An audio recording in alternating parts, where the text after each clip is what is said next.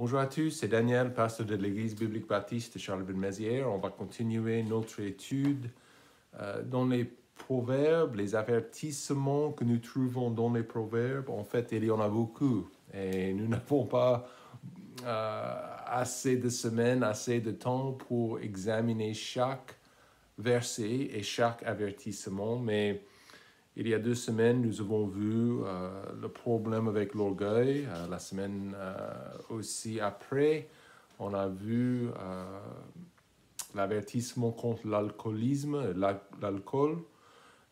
Aujourd'hui, on va examiner la colère, ce que Salomon a conseillé à son fils par rapport de la colère. Proverbe chapitre 22, Proverbe 22, versets 24 et 25.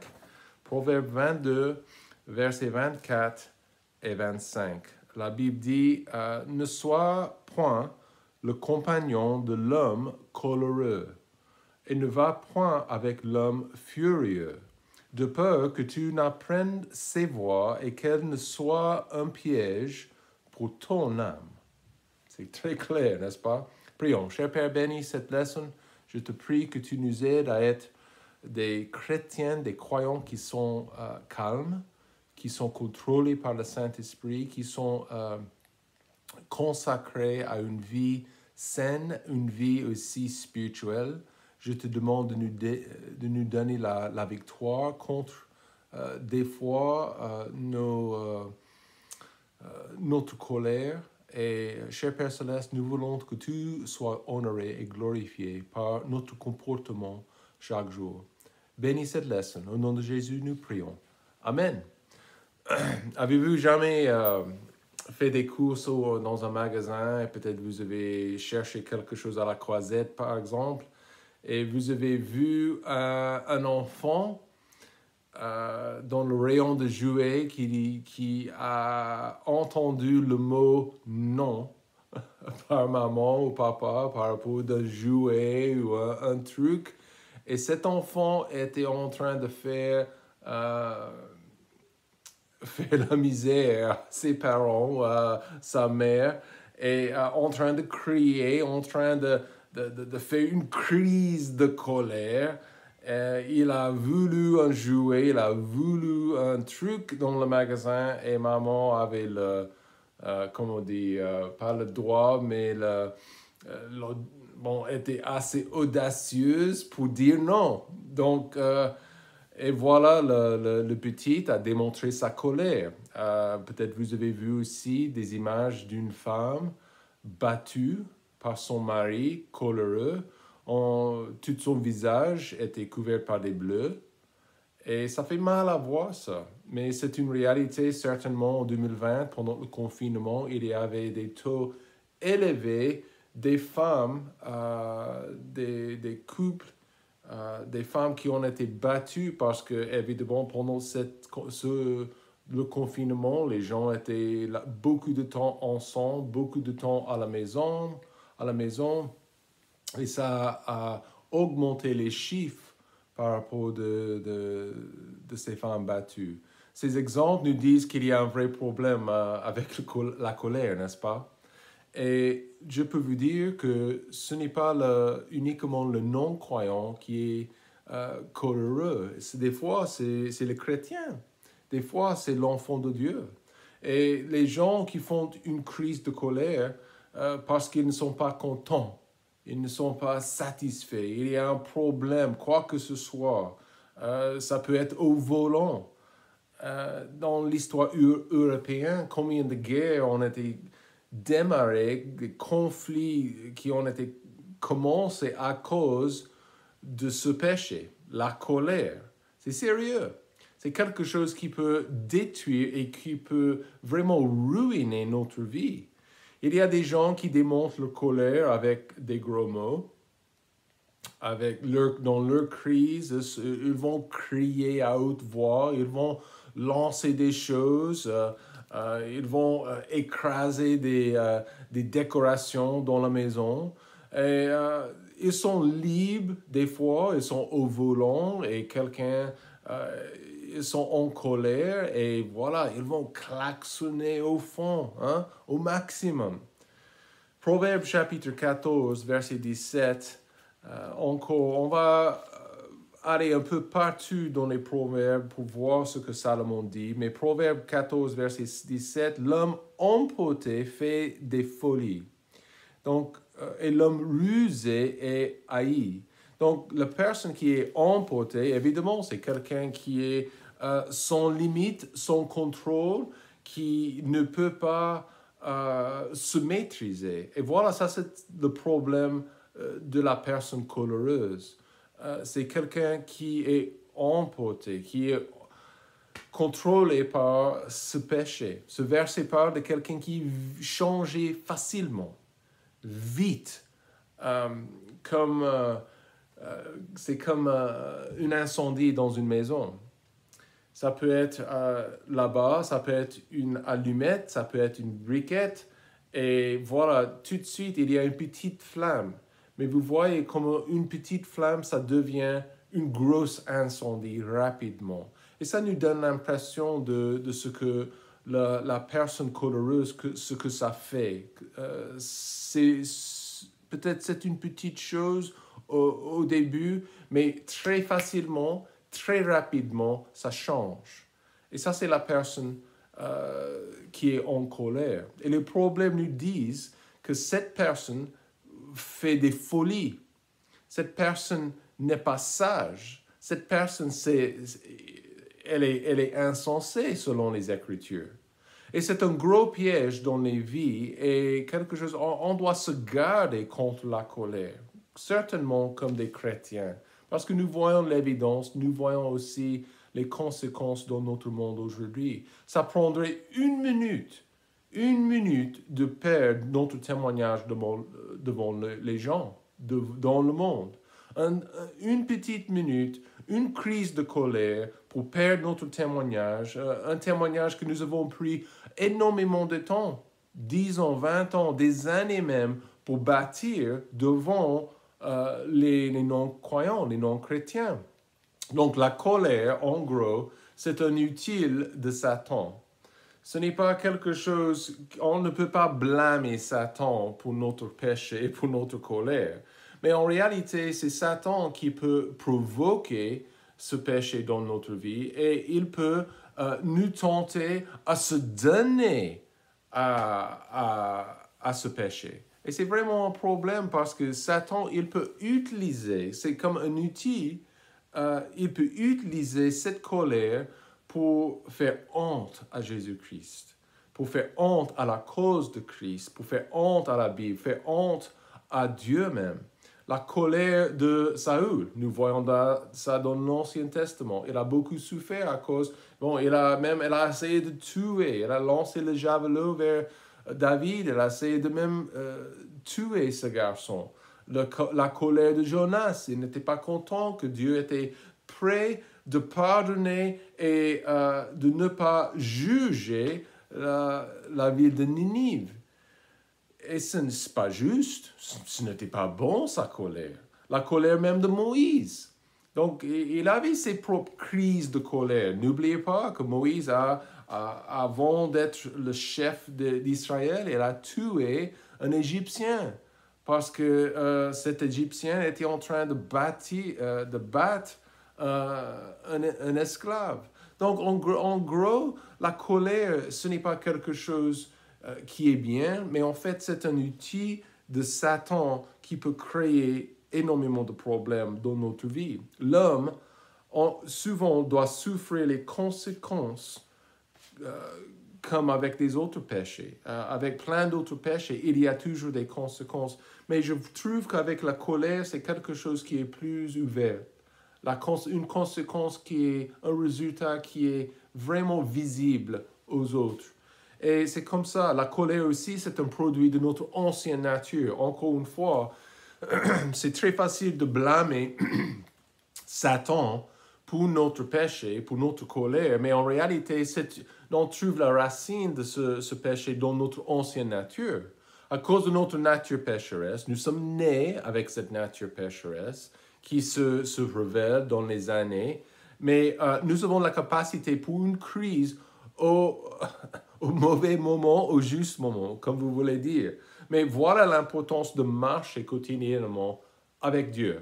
Si nous ne marchons pas avec Dieu, si nous ne lisons pas les Écritures, nous ne prions pas comme il faut, jour après jour après jour, alors ça serait tout à fait possible que nous tombons dans une crise de colère. Et encore, nous souffrons énormément. Jacques chapitre 1, verset 20. Car la colère de l'homme n'accomplit point la justice de Dieu. Encore, je répète. Car la colère de l'homme n'accomplit point la justice de Dieu. Saisissez bien ce que Jacques dit dans ce verset 1, 20. Et c'est très clair. Dieu, qu'est-ce qu'il peut vraiment accomplir avec l'homme, avec le chrétien qui est coléreux? Ça ne marche pas aux yeux de Dieu. Ça ne marche pas pour accomplir la justice, pour faire du bien dans cette vie, dans nos familles. Il y a deux types de personnes coléreuses. Il y a cette personne qui garde les sentiments dedans son cœur et dans ses pensées pendant un jour ou une semaine ou un mois. Mais c'est comme... et en fait, la colère ça agit comme, si je peux dire, une poison toxique, quelque chose de toxique dans leur cœur. Et même si peut-être ils ont l'apparence d'être très calmes et d'être très maîtrisés, en réalité, à l'intérieur de leur cœur, c'est comme quelque chose au four qui est l'eau qui est bouillante et qui est près d'exploser. Je me souviens, il y avait un homme que je connais, voilà, il est en Amérique. Et en fait, cet homme, il était fâché avec... c'était un magasin ou quelque chose comme ça, un magasin connu en Amérique. Et ce qu'il a décidé de faire, il était super fâché un jour, super fâché par quelque chose qu'ils avaient fait. Donc, il est allé au bureau, vous savez, comme à la Croisette, il y a le carrefour, il y a le bureau, vous pouvez vous inscrire pour la carte fidélité, la carte de crédit de Carrefour. Et en fait, il en avait une. Et ce n'était pas Carrefour, c'était un autre magasin. Mais il était très fâché à l'intérieur. Donc, il est allé au bureau, il a pris sa carte de crédit du magasin. Et il a dit, Madame, voilà ma carte, est-ce que vous avez des ciseaux? Et voilà, devant la dame, il a coupé sa carte de crédit devant la femme, devant la responsable au bureau. Et il a expliqué comment il n'était pas content.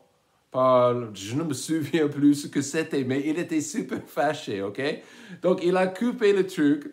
Il est rentré à la maison et sa femme lui a dit, oh, mon cher, pourquoi est-ce que tu as fait ça? On a besoin de cette carte.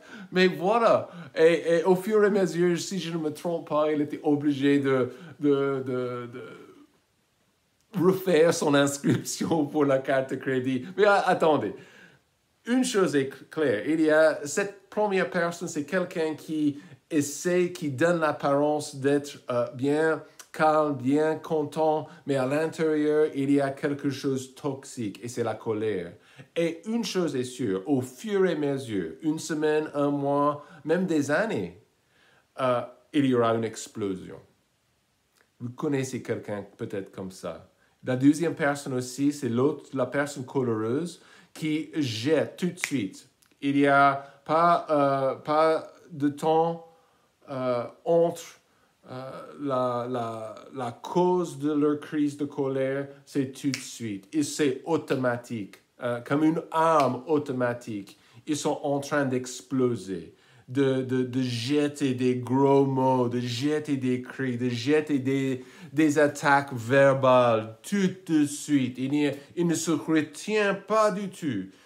Cette personne est incontrôlable. Ses sentiments, ses émotions sont hors de contrôle et c'est automatique.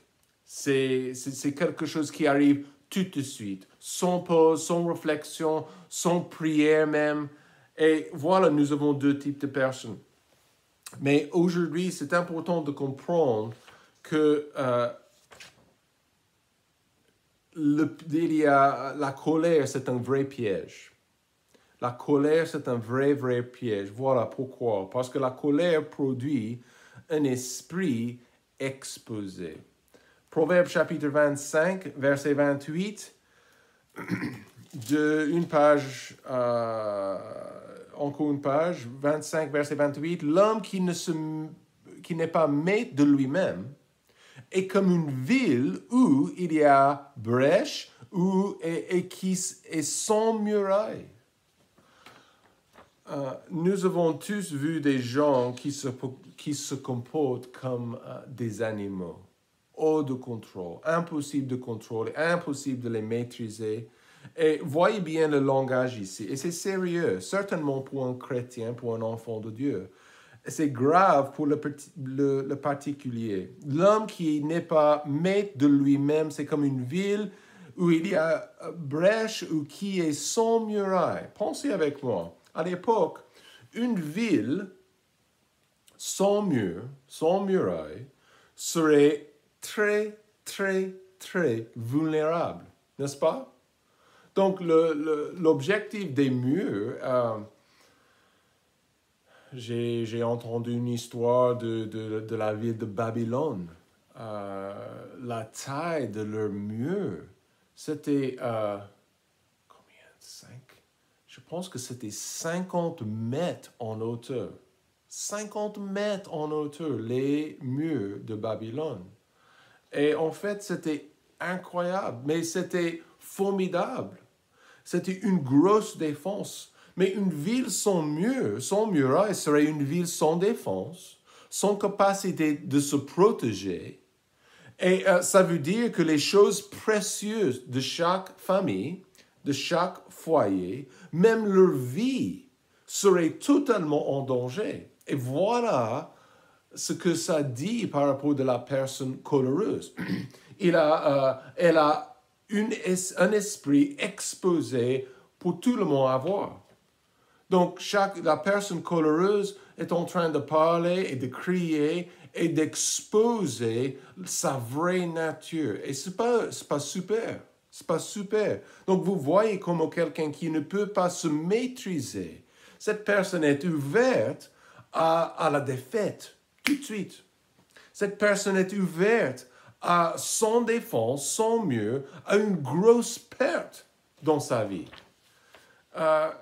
Je me souviens, il y a quelques années, en Amérique, il y avait un footballeur américain, un grand joueur, on les appelle les running backs. C'est un joueur qui porte la balle de foot et il court avec. Donc, évidemment, il y en a qui bloquent des défenseurs pour que le monsieur, il s'avance pour le touchdown. Mais en réalité, cet homme, il s'appelait Ray Rice. Et en fait, il était un membre d'une très bonne équipe à Baltimore. Et cet homme, il était dans un ascenseur avec sa femme. Je ne me souviens je pense que c'était pendant la saison. Et cet homme, il a fait une crise de colère. Il a commencé à battre sa femme.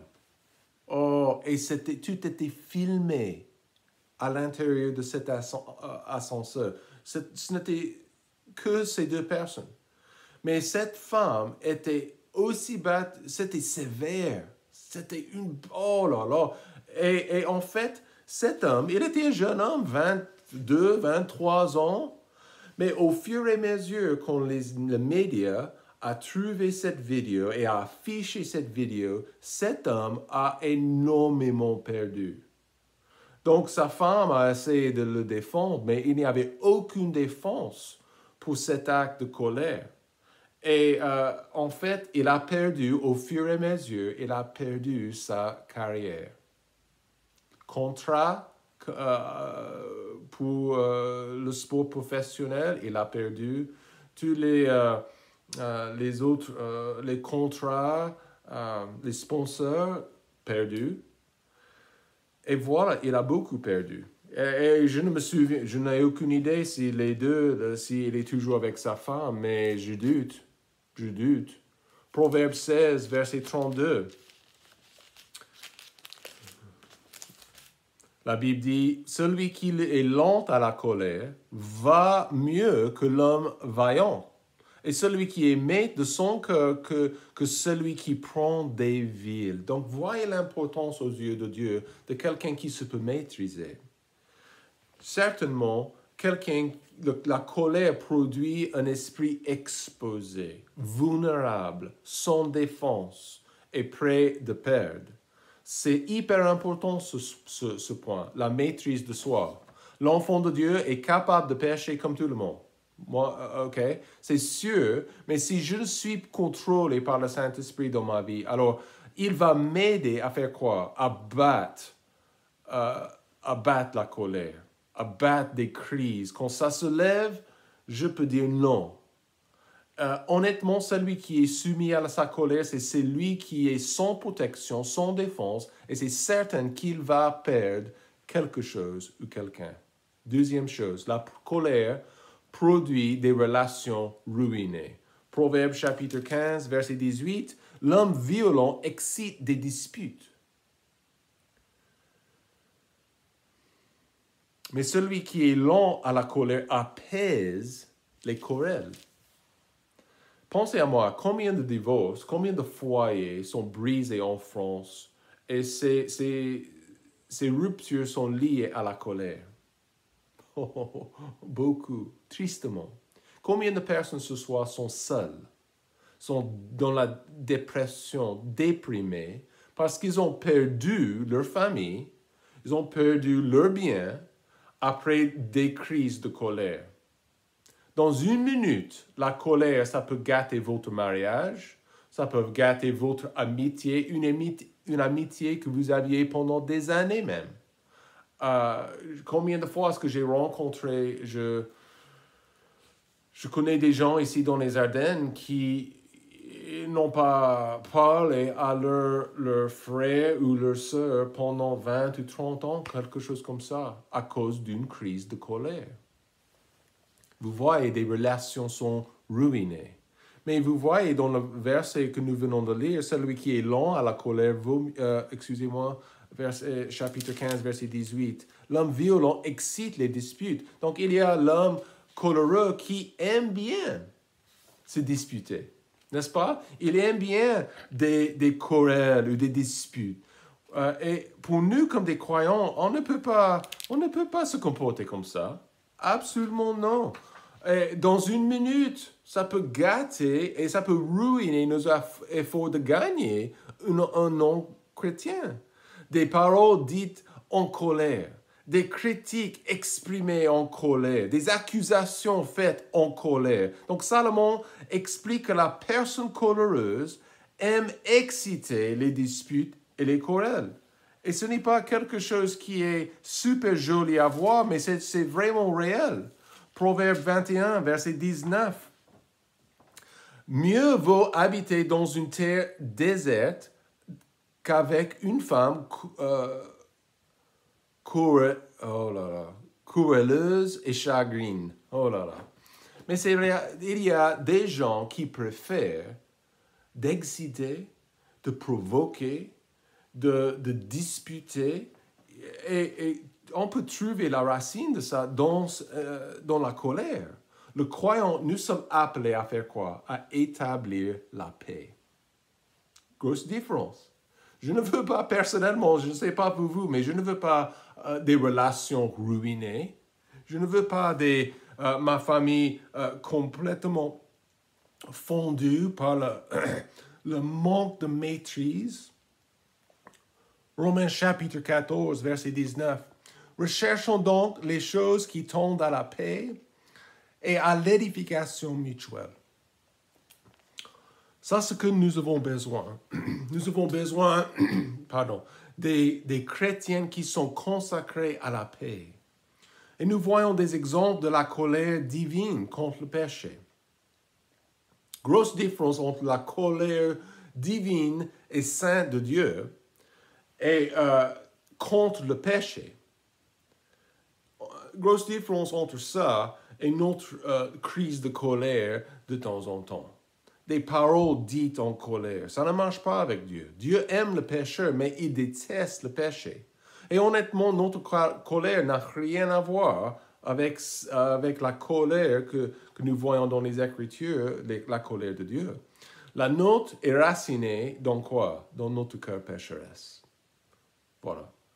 Donc, troisième chose, la colère produit aussi des occasions gaspillées. Des occasions gaspillées. Proverbe chapitre 19, verset 11. L'homme prudent retient sa colère. Et son honneur, c'est d'oublier les offenses. J'adore ça. D'oublier les offenses. Très facile à lire ça, mais très difficile à le mettre en pratique, n'est-ce pas? D'oublier les offenses. De pratiquer le pardon. De pardonner. Et voilà, quand nous sommes tentés à démontrer notre colère, de dire ces mots qui tuent, on doit réfléchir. Ce n'est pas prudent, ce n'est pas sage. En fait, c'est une occasion, si on réfléchit bien, c'est une occasion de démontrer cette nouvelle nature que Christ a mise dans mon cœur. Chaque jour, nous avons des occasions. Chaque jour. On peut se donner à la colère, à notre nature pécheresse, mais nous avons des occasions, jour après jour. Mais souvent, malheureusement, pour nous, ces occasions sont gaspillées. L'occasion, premièrement, de battre notre chair. Franchement, ça, c'est la plus grande bataille dans notre vie. C'est cette bataille contre notre chair, notre ancienne nature. On se livrera à notre chair ou on va gagner la bataille contre elle. Et c'est tout à fait possible de la gagner. Et aujourd'hui, je propose que chaque jour, nous aurons des occasions de battre la chair et de battre la colère, mais aussi des occasions de rendre gloire à Dieu. Chaque fois que comme le verset dit, 19-11, l'homme prudent retient sa colère et son honneur, c'est d'oublier les offenses. Qu'est-ce que ça fait? Ça rend honneur à Dieu. Ça rend gloire à Dieu quand je ne tombe pas en colère, quand je ne suis pas coléreux. Et Dieu est content. Et Dieu bénit ma vie. Aussi, il y a l'occasion de pardonner ou de démontrer l'amour de Christ. Et encore, je trouve que c'est d'oublier les offenses. Aujourd'hui, comme un enfant de Dieu, je suis appelé à pardonner. Si je ne peux pas pardonner quelqu'un, peut-être, et je garde ma colère ou je suis à n'importe quel moment, je tombe en colère. Alors, j'ai besoin de son aide. J'ai besoin également de se repentir de ce péché. Parce que c'est un vrai piège, un vrai problème. Et ça peut ruiner notre vie. Donc, aujourd'hui, l'avertissement de Salomon, c'est simple. Ne pas laisser la colère gagner. Ne pas laisser la colère battre ou provoquer une grosse perte, une grosse défaite dans notre vie. Aujourd'hui, Dieu veut nous donner la victoire et c'est tout à fait possible. Donc, je vous encourage de se repentir, de venir vers Dieu, pardonner celui qui a besoin de votre pardon, mais aussi demander Dieu de vous donner le courage de maîtriser ce problème et ce péché dans notre vie. Dieu va nous aider. Passez une très, très bonne journée. Que Dieu vous bénisse.